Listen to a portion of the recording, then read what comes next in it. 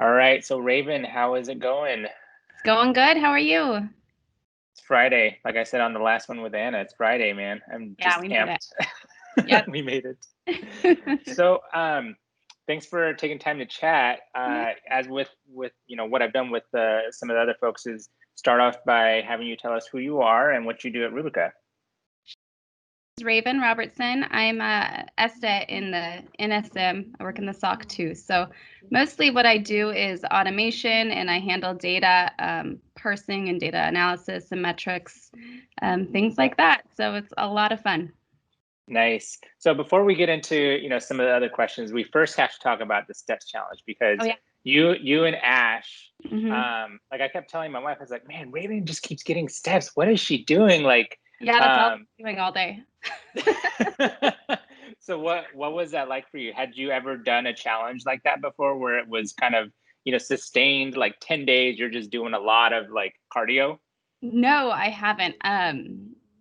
Not like that, but I always love a competition. I didn't do the push-ups one because my wrists aren't super great, but I was ready. I was Sure. ready for the steps one. And Yeah. it was an emotional roller coaster, JM. I was like thought that we had it, and you wouldn't log your Yeah. steps until like midnight. So just before the clock ended, your steps go up to 40,000, and me and Ash should be running to catch up with you. And I also, you and Lawrence both had some vacation days in there. So there's a little plot twist. You guys had a little extra time to be running.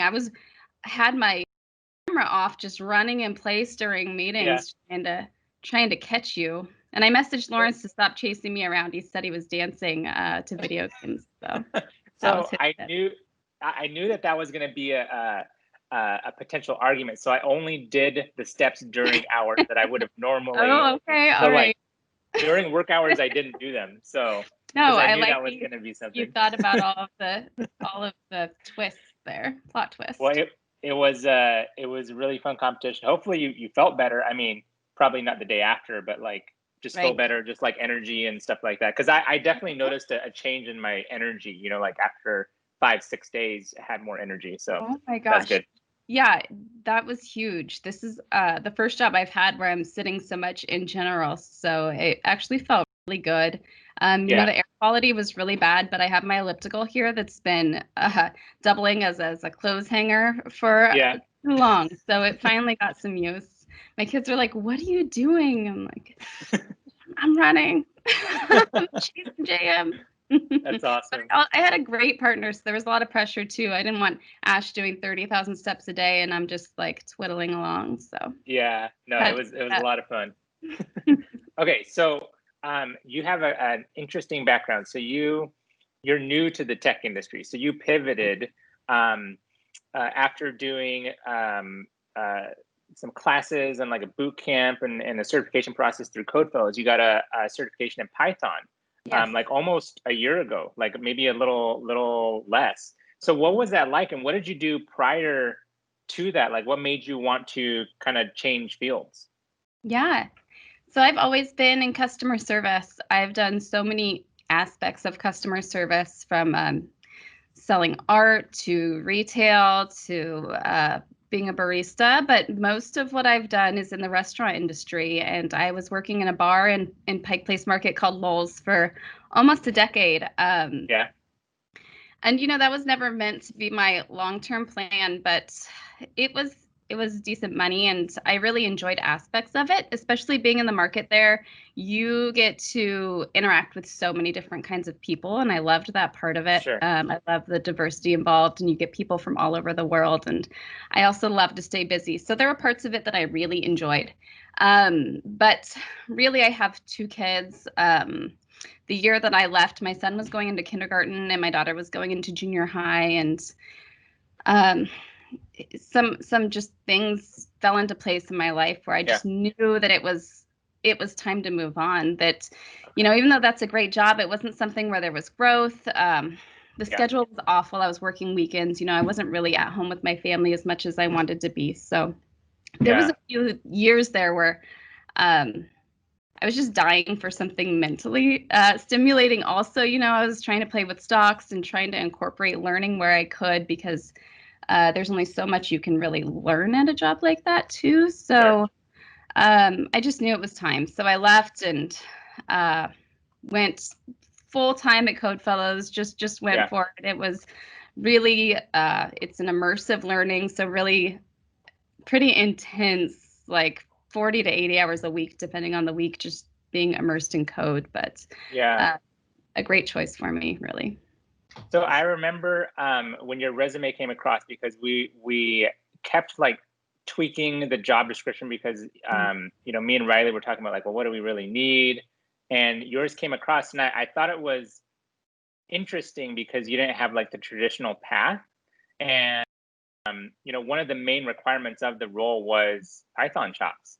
And Yes. so when Riley saw it, he's like, yeah, let's do it. And so I remember in your interview, you had talked about kind of like that competitive nature and like that drive, and you had mentioned fantasy football. Mhm. So talk about that, like, because you got a taste of fantasy football. Like, did you win? Did you like it? Like, what did you think about that?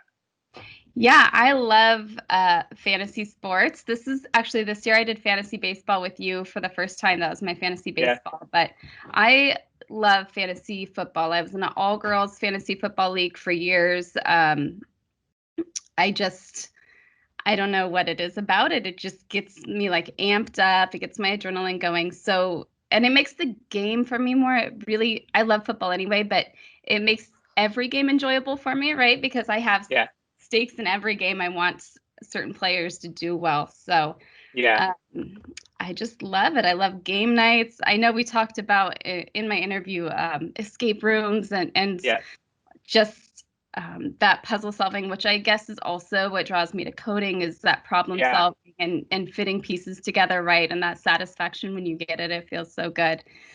yeah, So I do love fantasy football. I'm actually not doing it this year, which feels a little crazy, but yeah, sometimes you have to take a year off. And I usually yeah. do March Madness too, which um, I don't know. I just love to compete.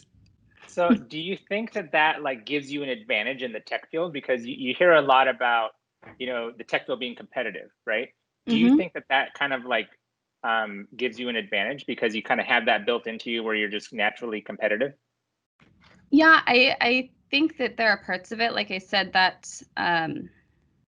enjoyment of finding the right pieces to put together to make something work, which is Yeah, I feel like you're doing that with a fantasy football team or a fantasy baseball team, right? You're getting all of the right players to accumulate the most points. And yeah, so that motivation to keep trying and keep changing things up and keep tweaking things, I guess it's the logical part of your brain, right? That wants to put all those pieces together. So I think that that's helpful to me. But definitely my time in customer service helped me. The interview process for software engineering is really competitive, and yeah, there's a lot of people with similar resumes out there. So I actually, when I first went into this, didn't really see how my background would help me in hmm, getting a tech job, but I actually think that it was really helpful, that it helped me to stand, and it's given me the ability to sort of communicate to a variety of different people, and to also really express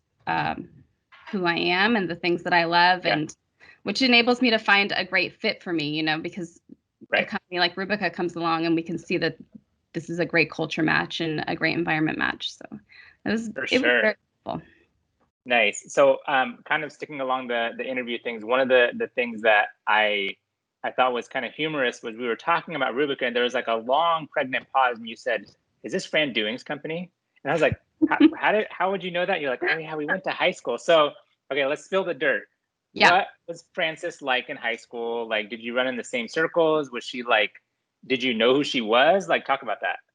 Yeah, that's so funny. Yeah, it's a really small world. I actually didn't realize when I applied for that job that it was Fran's company. And we haven't kept in touch since high school. We graduated from Lake Washington in Kirkland almost 20 years ago.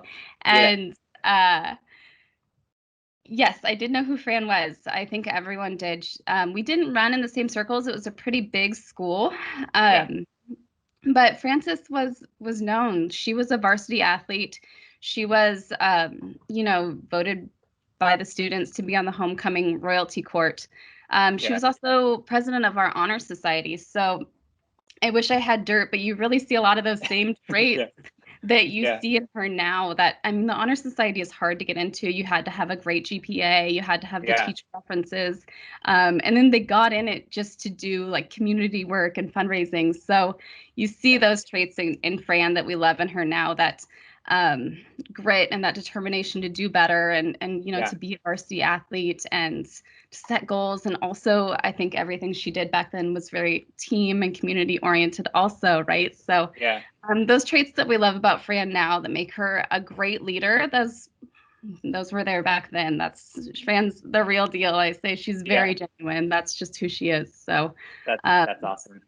really cool to realize that was her company, and obviously just to know her character and to Yeah. feel so comfortable with how genuine it is, and her transparency was Yeah. a huge bonus to me. Nice. I've joked with her because she says that she played basketball. She's like a power forward, and I was like, I could see her throwing some elbows. You know, just kind of like I can totally see that. Oh yeah, she likes to win, right? You Okay, don't become so a CEO and a lawyer without having that drive to win. absolutely, I agree. So, you know, we've talked about the interview process. We talked about how you kind of knew Fran, but what was it that made you want to come work at Rubica? Because I remember, again, when we made you the offer, you're like, I'm canceling all my interviews. Woohoo, let's go. Like, what was it? What sold it? Because in my last episode when I talked with Anna, I like to think it was me, right? You know, because Yeah. everyone wants to come work with me because I'm awesome. But no, what was it about Rubica that made you want to come be a part of it? Yeah, I definitely canceled all my interviews right away. So, like I said, I feel like the culture was obviously a really nice fit. Definitely, you were the person that I talked to the most during the interview process, and I loved that you had a genuine interest in who I was as a person instead of just the code that I was bringing to the table. You know, I think during our first phone call was when you asked me about fantasy football and escape rooms, and it was definitely different than any other Yeah, initial interview I had. So it made me really comfortable right away, and really made me feel like this is a place that wants me for who I am, and even for that customer service background, you know, sees those things that I can bring to the table. yeah, The other thing was, besides it being a great culture fit, which is obviously amazing, great job experience, uh, hmm I knew that I would rather work for a smaller company or a startup. I just yeah, the other companies I was interviewing with were big local tech companies, like tech giants here. So sure, you know, I'm used to working at small companies. I'm used to that fast pace. I love being able to be involved, to have my hands in a variety of different places within a company, you know. yeah, So you have that opportunity at a smaller company, and you really get to be a part of setting the foundation for the culture and the atmosphere of the company. You know, I'm on the DEI team with you, so being able to say this is, I get to contribute to this company's core and this company's values is really special, and it's something that you yeah, couldn't do somewhere like Amazon, or you know, these tech giants have already established who they are. So right. it was a no-brainer to me, honestly, to come and work with you guys, and so happy I'm here. So you are part of, along with Ash and I think Jonathan, you're part of the 2019 class, and Yes. you're actually coming up, I think, in a few weeks here, like your 1 year anniversary. So like you mentioned, you've done a lot of stuff. Like you're on the DEI team. Yes. You know, you've advanced in the SOC. I remember when we had the Ignite, you spoke on the Mhm. panel. So Yeah. like that is so awesome to see you come in and like just like, you know, go to the races, like you've grown and stuff. Like what have you learned about yourself in that year of being here? Um, yeah, that's a great question. Um, I guess I've learned about myself. Sheesh, so much. It's a hard question to answer. I guess I've learned to be more comfortable with being uncomfortable. You know, I've stepped into this Yeah, position where a lot of times there's not a answer, and you really have to be comfortable with researching and knowing that you have to find the answer, right? So it wasn't like that in a Yeah, customer service position. Somebody always knew what the protocol was. Somebody always knew what you're supposed to do. You know how to make a cocktail or whatever you're doing. sure. But this is a startup, so we're building whole new tech that isn't out there. So a lot of times, you get assigned a task or a job, and it's you can't just ask someone how to do it if you don't do it. So it's Right. being comfortable with feeling like you don't really know what you're doing is a situation I haven't been in before. So that's provided obviously a huge area of growth for me. I mean, I said one of the things that I didn't like about my previous positions was that I didn't feel like I was learning. So it's a shift when you start learning again as an adult, right? So you have to get used to that feeling. That I can do it and that I'm capable, and just to communicate constantly about what I'm doing, because that helps me to learn more. Yeah, that's I love great. it. One of the other things that I don't think I've told you is, so some of the nonprofit work that I do, like, you're popular. Like, people say, "Oh, I met Raven. She works with you. That's so cool. Like, her story was so inspiring." Like, multiple people have told me, it's like, "Wow, you work with Raven." They're like super amped up. So that's been a lot of fun to even hear about you going back and talking to students and stuff. So your fame precedes you, Raven. You're very famous. So Thank you. Thanks. all right, well, let's get to it. So this is where it's at. So this is competitive, Yep. and we have a minute. So Brandon did 10, Emily did 14, Lawrence almost had 15, Anna did 16. Yeah. So I And have, yeah. So for her, she's your teammate in the SOC, but I know she's like my work BFF, but yeah, it's okay. It okay. didn't matter in steps. It's not going to matter now. We got this. Okay, so I will do my best to ask the questions as quickly as possible. So, all right, here we go. Favorite Seahawk? Russell Wilson. Drive or fly when you travel? Fly. Dogs or cats? Dogs. Celebrity you've met? Tom Petty. Who at Rubica is the most prepared for the Ash. last book you read? Little Fires Everywhere. Go to board game. Like your go-to board game. Risk. How many languages can you speak? Only one. Who is the quietest person at Rubica? Jaya. Food you refuse to eat? Mayonnaise. Pants, sweatpants, or PJs on video calls? Sweatpants. Best present you ever received? Best present I ever received. My friend flying into town for me. Dream car? A reliable one. Best thing about working in the SOC? Anna. Are you a good cook? No. Who at Rubica is the most likely to escape a deserted island? Marco. That's 16. So you tied. Nice. Oh, Okay, so close. so the bonus question I ask people: who's the funniest person? So these are the votes. So, Ash and myself, but maybe you have someone totally different. Who do you think is the funniest person at Rubica, Raven? That's hard.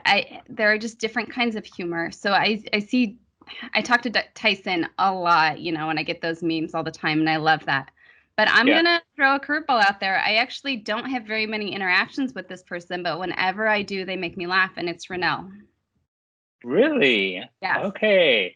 Yeah. So I think yes, Renell. He's another underrated one. I remember when we had that like socially distanced lunch outside, That's what I was and that was too. like our first time we ever met him. Yeah.